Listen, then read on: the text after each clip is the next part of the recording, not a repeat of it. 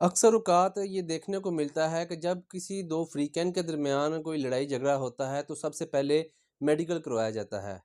और जब मेडिकल हो जाता है तो उन दोनों पार्टीज़ में से जो विक्टिम होता है या मुल्ज़िम होता है वो उस मेडिकल को ऑन नहीं करते या उसके ऊपर जो है सैटिस्फाइड नहीं होते कि ये मेडिकल ठीक नहीं हुआ, जो इसके ऊपर ऑफ़ेंस मेड आउट हो रहा है वो काबिल ज़मानत है, ऐसा नहीं होना चाहिए था, ये वाला जुर्म लगना चाहिए था, हमारी चोट गहरी है। व्हाट्सोएवर कुछ भी होता है कि पार्टी सैटिस्फाई नहीं होती तो फिर क्या होता है, अदालत में एक दरख्वास्त दी जाती है मेडिकल को चैलेंज करने की और उसके ऊपर एक बोर्ड तश्कील दिया जाता है। यहाँ पर कानूनी टर्म ये है कि जब भी आपने मेडिकल को चैलेंज करना होता है तो कितने यौम के अंदर अंदर आप वो दरख्वास्त अदालत में दे सकते हैं। जब कोई भी वक़ूआ होता है मेडिकल को आपने चैलेंज करना होता है तो 21 यौम का टाइम होता है जब आपका मेडिकल इशू हो जाता है।